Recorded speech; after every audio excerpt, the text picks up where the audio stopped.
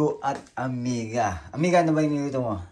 Beef kare-kare. Beef kare-kare. Pakita mo naman kung anong kanyan. Wow, oh. Yan yung binili namin ng isang araw at yan ay, ano bang parte yan, amiga? Ribs, no? Ribs ng baka at syempre, ayan, yung gusto ko dyan, yung medyo kumakaway sa akin yung taba ng kare-kare ni amiga. At syempre may bagong yan, amiga. Meron, syempre. Syempre. Pakita natin yung bagoong ni amiga. Oh, kunin natin. Ito yung bagoong. Yung ginawa mo habang nagluluto. Naglinis ako, syempre. Naglinis, nag-ayos. Hindi mo pinakita sa kanila. Hindi ko na pinakita at baka sabihin nila sobrang sipag ko. Ayan, oh. Habang sinasandok ni amiga yung kanyang Iba kare-kare. lang, makita naman nila na naglilinis ka. Ayun. Akala nila hindi ka naglilinis. Anong lahok niya, amiga? Sabihin mo nga sa amin. Gulay niya, pechay. Ang tawag doon? Ang tawag dito, Bi? Sitaw? Sitaw. Nakalimutan ko yung tawag sitaw. Ayun. Sitaw tsaka talong. Sitaw, talong. Yun lang ang gulay namin ni amiga. Ang importante dyan yung Dami ng pechay pero pag naluto siya parang ang konti na lang. yung baka dyan. At saka itong bagoong ang magpapalasa ng sobra-sobra na galing pang Pinas. Yung bagoong namin na yan. Kaya shoutout sa mga taga-Pinas at shoutout sa taga-Kuwait. Kami po ay OFW ng Kuwait at ito po ang aming tanghalian ni amiga. Ayun. Kare-kare. Ayun, no? Sarap naman yan. Parang pangit yung pansando ko. Ang tagal na. Nakakapaglaway na yan, amiga. Siyempre. Pinamiyan ko sa bawang para maraming sauce. Come on, let's see. Simulan natin ang kainan natin, mga amigo at amiga. Tikman natin ang kare-kare ng aking amigang asawa. Sando ka muna ang kain, amiga. Para makita nila na ganun kakasweet. Ayun. Pagkatapos mo paglutuan, pag sando ka ng ulam, sandok naman ng kanin. Ito. Ang aming kanin, ito yung ating ginagamit sa biryani natin. Lagi yan ang aming kanin, amiga. Ano mga ba yan? Biryani. Basmati rice. Hindi yan biryani. Basmati rice. Ayan, oh. Basmati rice pala. Yan content din, hindi na kami masyado ni amiga sa jasmine rice. Kaya nung punta kami ng Pilipinas, nanibago ako doon sa jasmine na kunain ko. Sabi ko, parang iba tong rice na to. Kasi nga, ilang taon na kami gumagamit ng amiga. Ito yung green na lagayan. Masarap to mga amiga amiga kung kayo yung nasa Kuwait. Genovia ba? Tama? Genovia, ano yun? Genovia, Ano pangalan? Divaya. Divaya. Genovia pala yung gamot. Pangalan ng gamot mo yun Divaya pala. Divaya basmati rice. Galing India yan, no? Pero yun yung pinakamasarap lagi. Yun yung aming binibili namin. Kaya nung umuwi tayo sa Pilipinas, parang bilis natin mabusog sa rice nila, no? Kaya nga. Kasi ang rice nila doon, jasmine tsaka Japanese rice. Ay, sorry. Kaya na tayo. Parang may nalagyan doon. Itong masarap yan, yung bagoong. Ayan, simulan natin. Ang ating, dito na ako. Tsaka ano At lang. kakain tayo ng ating tanghalian. At ito nga yung ating ito. Wow. Ito natin itong baka. Medyo may taba siya ng konti. Lagyan natin ng sabaw. Natikman mo na ba, amiga? Ang lasa? Siyempre, masarap luto mo. Siyempre, lagyan natin ng gulay. Lagyan natin talong. Saka pechay. Lagyan natin ng misili na pala itong kalma, amiga, no? Yung ating bagoong.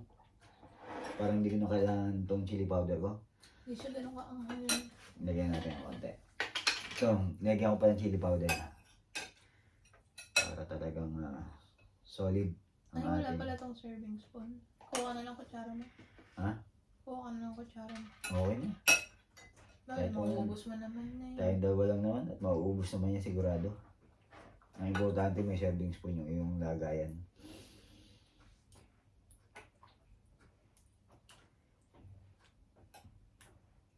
Yung oras mo ba niluto to? Nahirapan ka ba sa pagluluto ng Omega? Hindi naman. Itong, hindi naman. Ano naman kapalit? Ang tawag dito, ito yung ating bagong galing pa na. Ano ba si Pilipinas? Ayan. Lagyan natin ng laman. Wala tayong mga panglaman nito.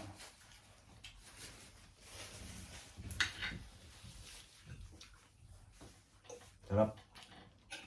Yan bagong na ba yun? Dito mo na niluto o doon sa Pilipinas? Luto ko doon pero ginisa ko siya ulit. Wow. Ang sarap. Ng ating kare-kare.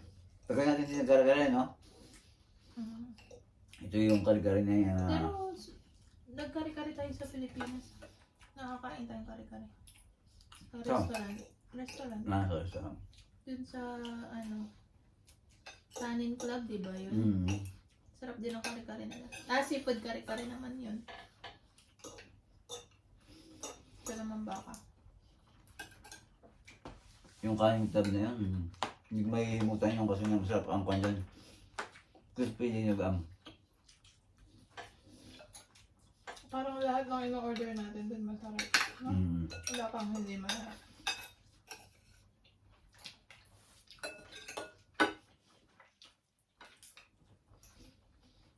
Unang kain natin dyan kasama si Mami, no? Sa may Makati pa. Mm. Pero sarado na yung sa Makati kaya dinayo pa natin sa may... Saan yun? Rosa. Laguna. Hmm.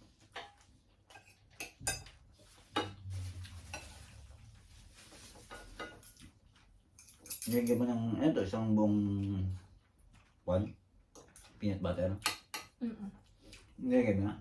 Isang buong kwan, peanut butter. Masarap kasi malasang peanut butter. Mm. Kami ni Amiga kasi ngayon, day off namin ni Amiga. At pagka ganitong day off si Amiga, yun nga, Luluto na. nagluluto siyang medyo hindi mabilisan. Ito yung paguran, may kasamang pagmamahal. Parang special na. Mm.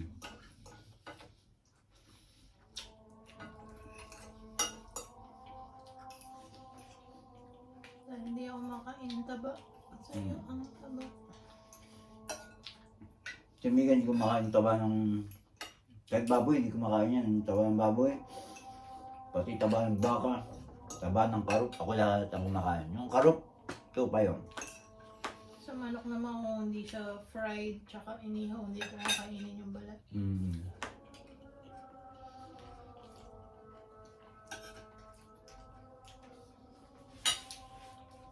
Ay, May taba ng ano eh. Bangus hindi. May papakita ako sa kanila. Yan yung A&W. Yung mga batang 90s, alam niya yan. May restaurant na A&W. Mm. Yan yung root beer. Tapos nung bata kain ka ng root beer ng A&W, yung restaurant doon. Malimutan ko minum ng lamot. Ako rin, nalimutan ko. Ay, di, uminom ako niya maga. Tapos pagka uminom ka ng root beer, sabihin ng kwan. Sabi ko dati, parang lasing ako. Masabi lang na beer. Nasabi lang na beer. Pero ngayon wala ng A&W na restaurant eh.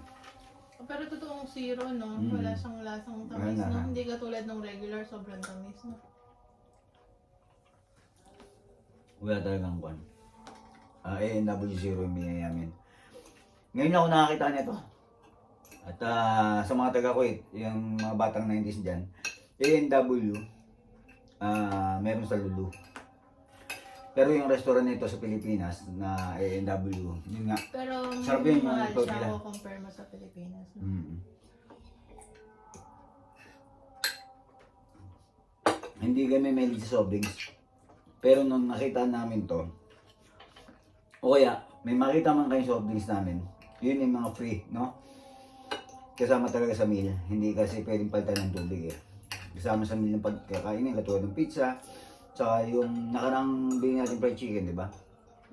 Hindi siya, pwedeng bata ng tubig. Kailangan soft drinks.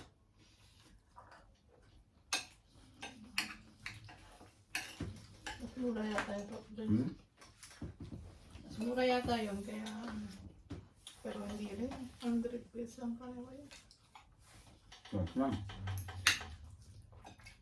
Masarap kasi naghalo yung parang sa baka ito yung kanya. Ribs to pero naghalo yung parang lempo, taba at saka lamang. Nung nakaraan sana panoorin niyo yung mga uploaded video namin, mga bago. Kasi ito yung mga buhay OFW, buhay Kuwait namin ni Amiga. At ito yung kadalasang ginagawa namin ni Amiga. Pagkatapos ng day off namin, isang linggong trabaho, mag-isip kami ng pagkain na masarap na. Ano kayong masarap kainin? Di ba, Amiga? Ano kayong masarap iluto? Sa day off namin, kadalasan ito nga, katulad nito, naisip ni Amiga na kare-kare. Kasi kadalasan ang kain namin, pagka naman may pasok, ang niluto lang ni Amiga ay mabilisan, no? Adobo. Chicken, adobo, fried chicken, Itlog. itlog, Dilata. dilata, pasta, mga ganyan. Pasta ko na, yung tuna pasta. Mabilis din nilutuin yun.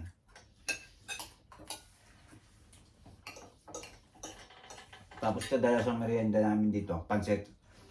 Kasi parang pancit madali lutuin, no? Ngayon ko lang naman ako na madali parang lutuin siya.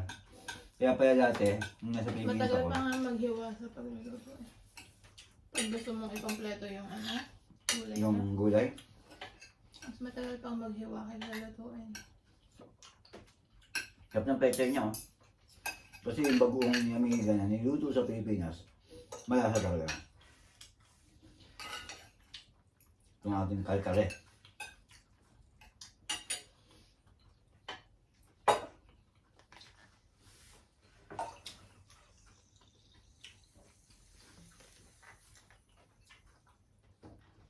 Ang tagal ko nang ang ANW, hindi ko alam ang meaning pala ng ANW, ano pala ang ibig sabihin kaya nito, ANW. Ito yung, sa mga batang 90s, ito yung sa restaurant eh. Parang ito yung may teddy bear na malaki. Yung sa unahan niya. Tapos papasok kami doon, ng estudyante kami. Sabihin namin, order kami ng root beer, ng ANW. Sabihin namin, naubos namin yung sasabihin namin, lasing na kami, pre.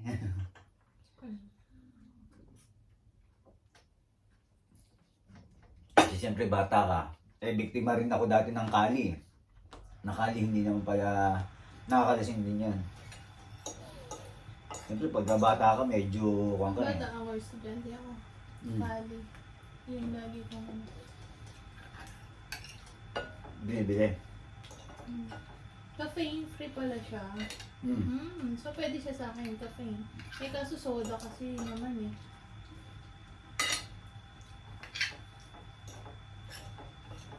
Pwede yan. Caffeine free. Tignan mo. Ito lang yung time club siya. At siyempre, ano ito? Dahil masarap. Kawala pa ako ng kanin. Refilan mo din yung ulam. Gusto ko pa ng sauce sabaw. Sige. Habang Sabaw. nag-i-refill ako, magkwento ka. Kwentuhan mo sila. Amiga. Pag hinahanap ko dito, Hmm. kung siya gawa, wala na kalagay na siya. Amerika yan. Ang alam ko Under the authority of authority. Ang hirap itong pananulok mo.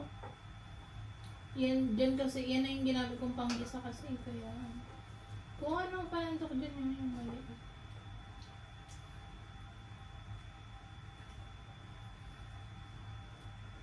Lakas po siyang kumain na naman si Don Bilote kasi gusto niya yung ulam. No caffeine. Saan ba gawa? Zero calorie. Zero sugar. Saan gawa? Ang alam ko, Amerika yan. Yun ang alam ko. Ano nang alam mo? Eh, yung alam nila. Na hindi mo lang. Produced under the authority of Dr. Pepper 7 So ano rin siya ng 7-Up? Lang. Produce din siya, under siya ng 7-Up na Legacy Drive. So, Huling tingin ko ng A&W kasi hindi siya, nakalagay ng pepper. pero hindi siya hindi siya sugar free. Yung kumain tayo nila Raul sa Ayun ba pancake. yun yung regular? Nung ko ulit naalala yung A&W, yun yung regular, medyo matamis.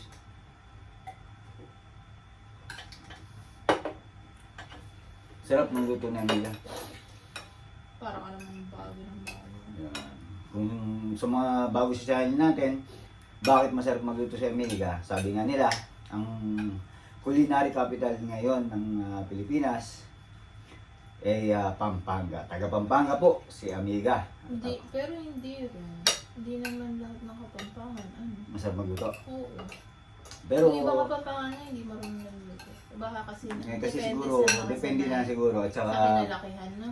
pero sabi nga nila ang Pampanga ang Pero culinary oo, yung capital. Pampanga kasi talaga. Ako Kasi po sabihan. ay taga Bulacan. Kami po ni Amiga ay taga Bulacan na. Ngayon. May kwento ko lang ulit po.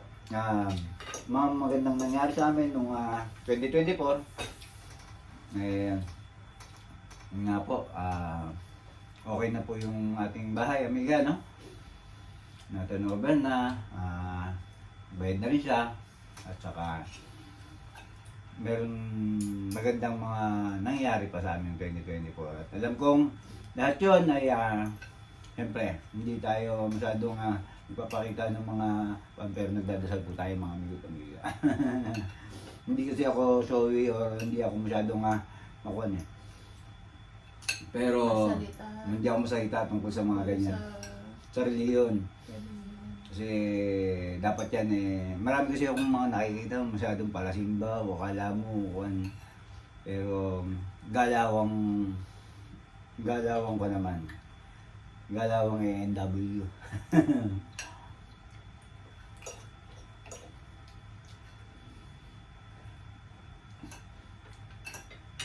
Kasi po, ang naman ng channel natin, happy-happy lang, nag-enjoy lang, saka dapat lagi tayong masaya. Lagi kong sinasabi, ayoko ng problema. Nandiyan yung problema, pero dadaan lang yan. Pero, huwag masyadong dibdibin. Importante nag-enjoy ka. Huwag masyadong madrama sa buhay. Kasi minsan ka lang mabuhay eh. So, short, sabi nga nila, life is short. Tama ba, amiga?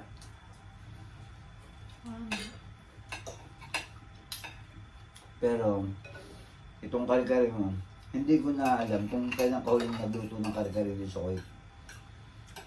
Isa lang naman tayo ng logo niya. Ng kare-kare?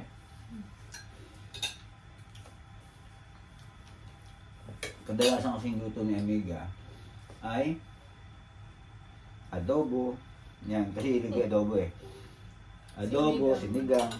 Lalo na nung nauna kasi ako kay Amiga sa Kuwait eh. Lalo na mag-isa ako, pag nagluto ako ng adobo, pang 1 week ko yun.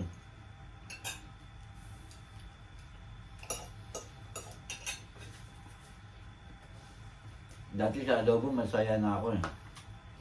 Naging marating na lang ako nung nandito sa Amiga. Lagi niya akong pinaglutuan ng masarap, siyempre.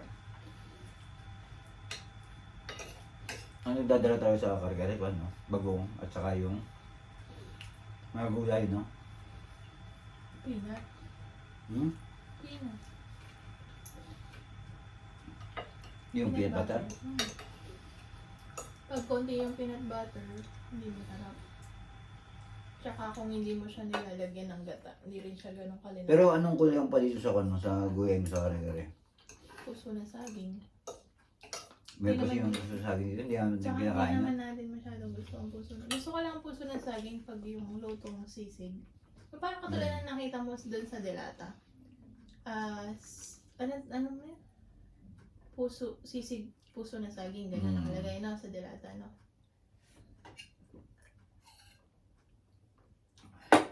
Ay, hindi, kinataan yata yun, no? Kinataan ng puso na sa akin. Pero sa amin kasi tawag yun, sisig. Yung wala siyang gata, gigisa mo lang siya ng ano. Sisig ng saging. Basta kaya siya sinangog na sisig. Hmm? Ano? Ano? Ano lang to, ano kainin to? Ang tawag, kaya siya tinawag na sisig kasi nalagyan na siya ng suka yata. Medyo maasim-asim siya.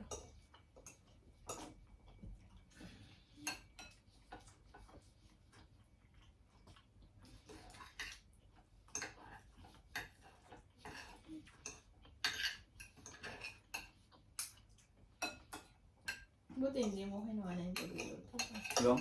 Pagluluto ko. Hindi. At hindi ako nung yung pagluto ni Amiga kasi nga, Biksi ka. busy ako, naglinis ako. Hindi halata naglilinis ng Amiga. Pero, Nagpagpag kasi siya alikabok, nag-vacuum siya. Nag-supervise siya dito sa kwarto. at saka meron naman kwan. Mayroon kaming luto na Amiga ng kare-kare niya, no? Yung beses na rin. Kaya sabi ko nga, ngayon lang ulit nagluto sa Amiga nitong 2025. Unang luto na Amiga ng kare-kare. Pero kadalasan naman, siguro sa isang taon, nakaraan, isang beses lang, dalawang beses, no?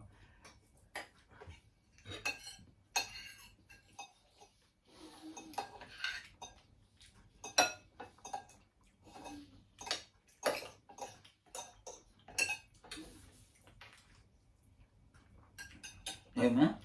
Diba? Baka naman nahiya na sa kanila. Hindi. May gutom na ako kasi babawas akong kinakain. Sige, paham ko na. At habang kumakain ako dito, kunan mo ako ng malapitan. Kunin mo yan at tingnan natin. Papakita ko sa kanila. Tingnan nyo ako kumain. At ganito ako sa kumain niya. Kuha tayong bagong. Ito yung bagong. Sarap. Masarap yung halo ng bagong, lalo na yung halo niyan. Tsaka ito, kita nyo, Daming bago. may taba ng baka. Bagong Pinas yan eh. Dapat hindi malamig ang iniinom mo. Warm water niyan. Ayan, mamaya magkakape tayo. At ngayon nilalasap ko itong kain natin ng kare-kare. Ayun. Para sa inyo, mga amigo at amiga. Harap.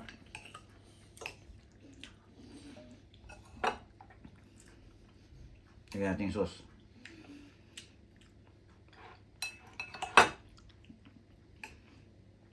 Tapos, bagoong.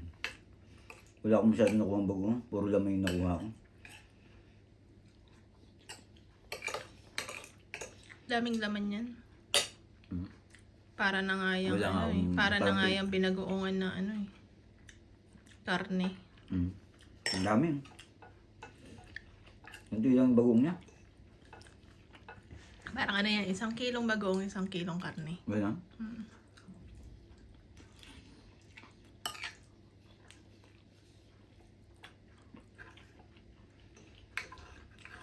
Ito yung taba niya. Tapos may sili pero di siya umahang masyado. No? Hindi ko naman dinurog eh.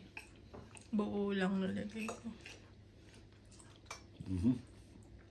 Paalam ka na Mila at talagang Sa'yo nakaharap Diretso na ako camera dito. eh. Ikaw naman magpaalam. Sa'yo nakaharap. ganyan po. At sana nag-enjoy kayo at nasamahan nyo kami sa pagkain ng aming kare-kare dito sa Kuwait. Ingat po at respeto sa bawat isa.